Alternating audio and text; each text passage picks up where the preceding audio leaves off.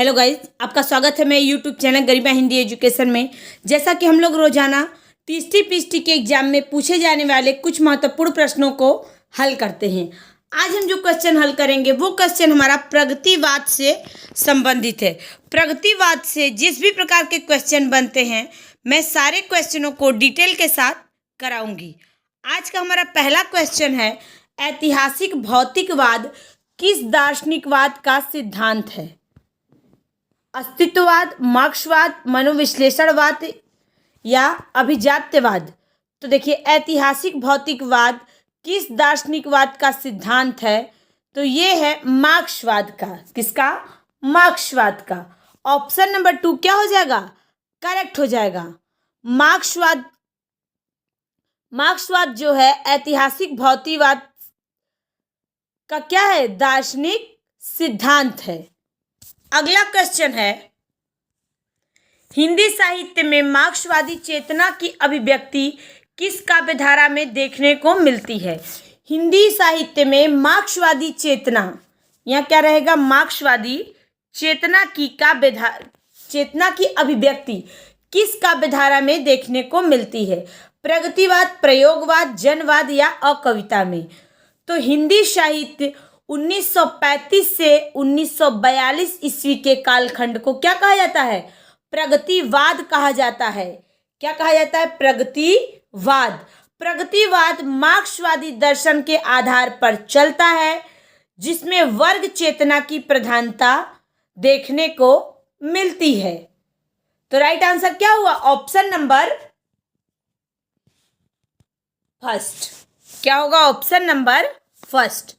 अगला क्वेश्चन है, निम्नलिखित में से प्रगतिवादी काव्य सृष्टि कौन सी है? दार्शनिक, वर्ग चेतना प्रधान, व्यक्तिक, यथार्थ या यथा स्थिति?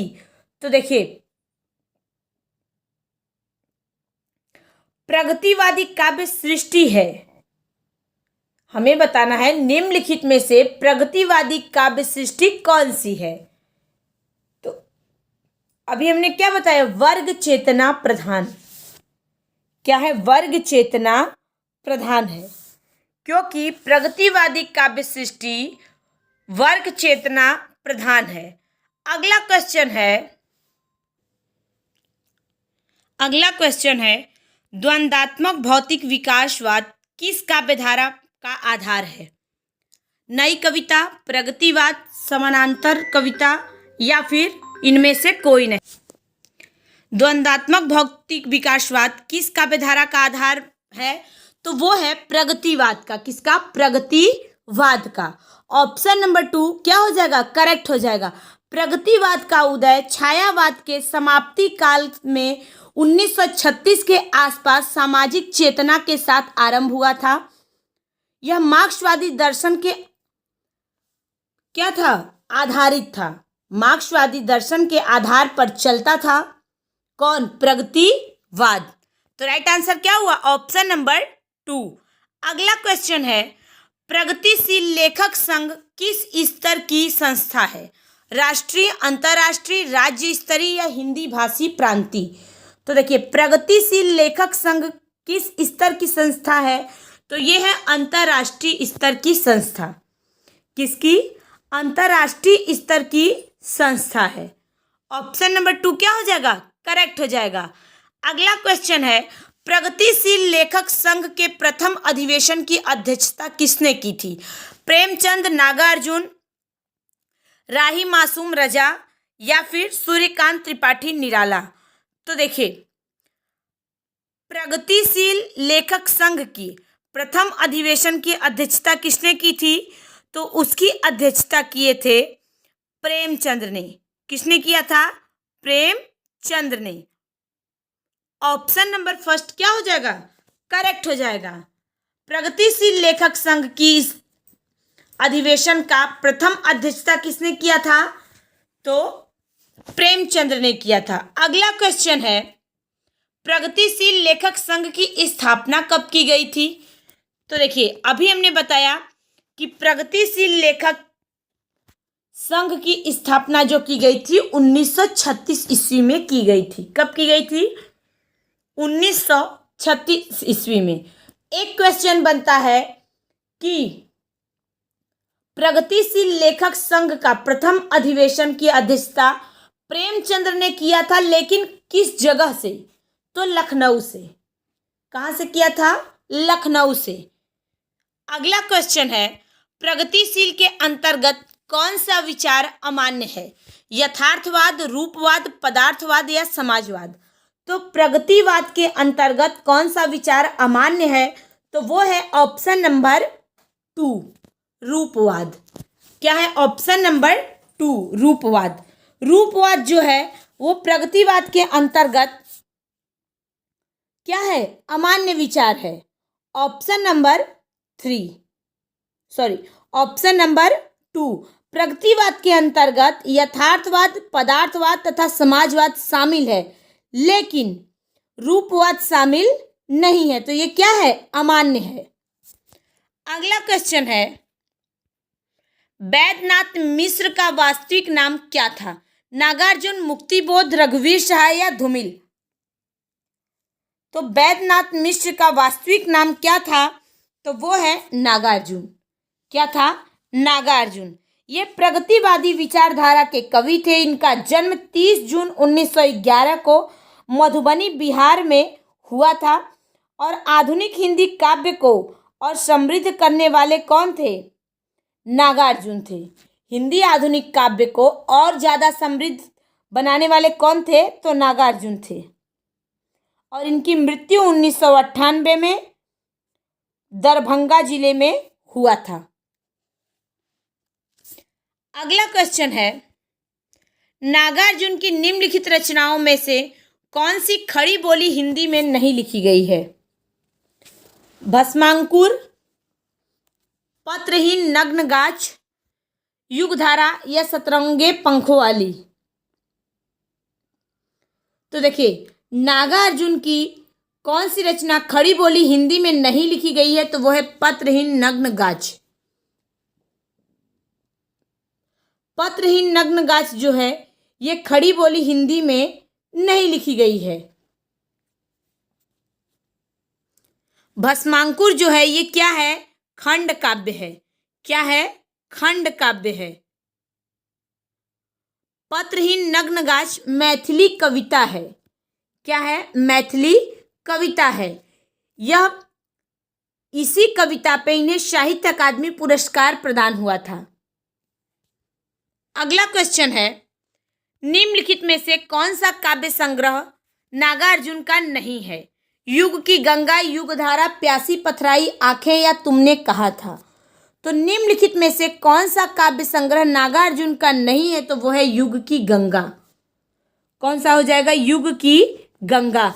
युग की गंगा प्रगतिवादी कवि केदारनाथ अग्रवाल का काव्य संग्रह है, नागार्जुन का नहीं है। Option number first is right answer. अगला क्वेश्चन है, कबीर के उपरांत हर विध्वंसकारी और जन विरोधी शक्ति को सर्वाधिक खुली चुनौती देने वाले साहित्यकार कौन है? निराला, दिनकर, नागार्जुन या हरिऔध? तो देखिए, कबीर के बाद कौन था? तो वो थे नागार्जुन। कौन थे? नागार्जुन।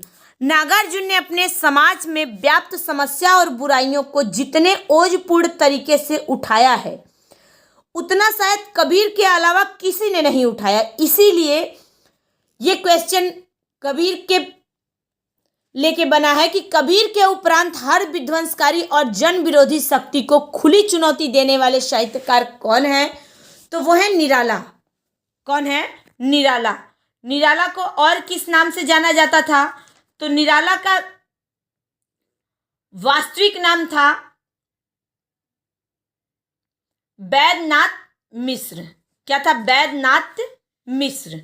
अगला क्वेश्चन है, निम्नलिखित में या निम्न में कौन सी विशेषता प्रगतिवादी नहीं है? कल्पना प्रवणता, शोषण का विरोध, व्यंग प्रधानता या श्रम में सौंदर्य? तो देखिए, कौन सी विशेषता प्रगतिवादी की नहीं है? तो वो है ऑप्शन नंबर फर्स्ट, कल्पना प्रवणता। कल्पना प्रवणता छायावाद की विशेषता है, न कि प्रगतिवाद का।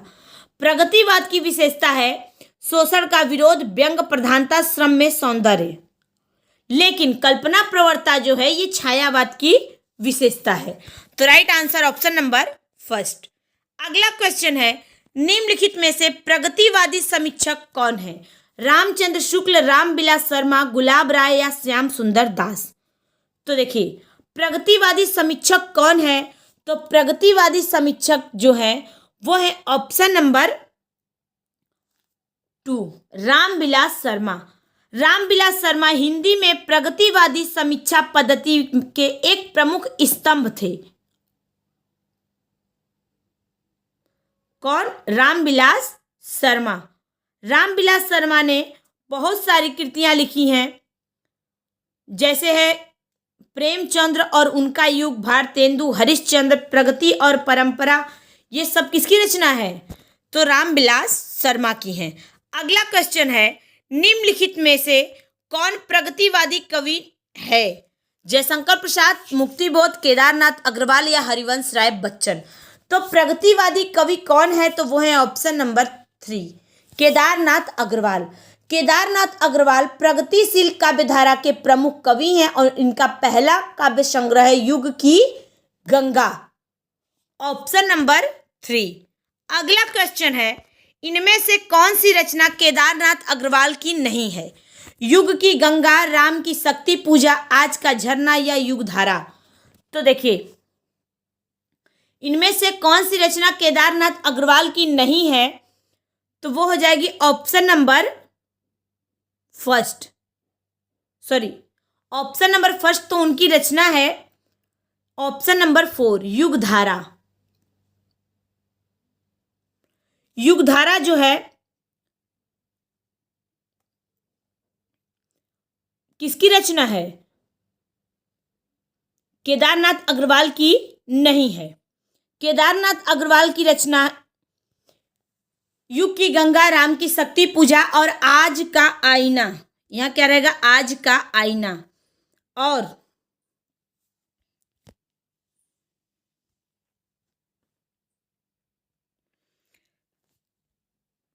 ये क्वेश्चन गलत है। युग की गंगा ही सिर्फ केदारनाथ अग्रवाल की रचना है, क्योंकि राम की शक्ति पूजा किसकी रचना है? ये क्वेश्चन गलत दिया हुआ है। युगधारा जो है ये नागार्जुन की रचना है और आज का झरना जो है ये रचना है केदारनाथ अग्रवाल का। आज का झरना जो है ये केदारनाथ अग्रवाल का नहीं है। आज का आईना केदारनाथ अग्रवाल का है और राम की शक्ति पूजा किसकी रचना है? तो ये निराला की रचना है। तो राइट आंसर क्या होगा? ऑप्शन नंबर फर्स्ट, युग की गंगा। युग की गंगा जो है यही रचना है केदारनाथ अग्रवाल की। यहाँ क्या रहेगा? यहाँ क्वेश्चन रहना चाहिए कि कौन सी केदारनाथ अग्रवाल की रचना है, तो वो है ऑप्शन नंबर फर्स्ट। क्वेश्चन गलत दिया हुआ है। अगला क्वेश्चन है, प्रगतिवाद आंदोलन के सैनिक रूप का उल्लेख किस साहित्यकार ने किया है? प्रेमचंद्र, मुक्तिबोध, अज्ञेय या नागार्जुन?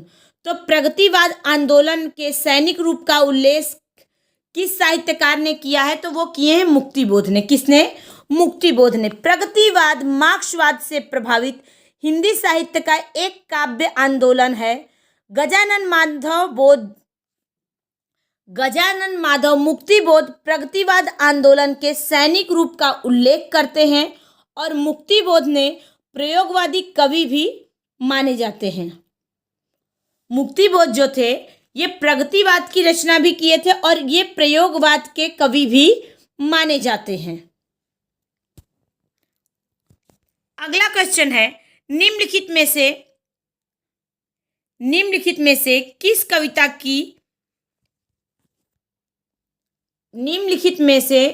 लंबी कविता के रचयिता मुक्तिबोध हैं? किस लंबी कविता के रचयिता मुक्तिबोध हैं? पेसोला की प्रतिध्वनि, अंधेरे में, राम की शक्ति पूजा या असाध्य वीणा? तो देखिए, मुक्तिबोध की लंबी कविता कौन सी है? तो वो है अंधेरे में। कौन सी? अंधेरे में। अंधेरे में कविता के रचयिता कार कौन है? मुक्तिबोध। ये क्या है? तो इनकी लंबी कविता है। जबकि राम की शक्ति पूजा अभी हमने बताया कि निराला की, और असाध्य वीणा जो है ये अज्ञेय की लंबी कविता है। अगर पूछा जाए कि असाध्य वीणा किसकी लंबी कविता है तो अज्ञेय की। राम की शक्ति पूजा किसकी है तो राम की शक्ति पूजा जो है ये निराला की है, अभी हमने बताया था। अगला क्वेश्चन है, अंधेरे में नामक प्रसिद्ध कविता के रचयिता कौन है। देखिए अभी हमने बताया कि अंधेरे में कविता किसने लिखा है, मुक्तिबोध ने। यह इनकी लंबी कविताओं में से एक है। क्या है, लंबी कविताओं में से एक है। एक क्वेश्चन बनता है कि मुक्तिबोध का पूरा नाम क्या था, तो इनका पूरा नाम था गजानन माधव मुक्तिबोध। अगला क्वेश्चन है, निम्नलिखित में से भूल गलती कविता के कवि कौन है। नागार्जुन, केदारनाथ अग्रवाल, त्रिलोचन या मुक्तिबोध। तो देखिए भूल गलती कविता के भी रचनाकार या कवि जो हैं वो कौन है, तो वो हैं ऑप्शन नंबर 4 मुक्तिबोध। मुक्तिबोध जो थे इनका जन्म ग्वालियर यानी कि मध्य प्रदेश के एक कस्बे में हुआ था। ये अध्यापक, पत्रकार, विशिष्ट विचारक, कवि, कथाकार और समीक्षक के रूप में क्या हुए थे, समादृत रहे थे। तो राइट आंसर क्या हुआ, ऑप्शन नंबर 4 भूल गलती कविता के कवि कौन है, मुक्तिबोध है। ये रहा हमारा आज का क्वेश्चन। मुझे उम्मीद है सभी लोगों को समझ में आया होगा। सभी लोग ध्यान से देखें। Thank you so much.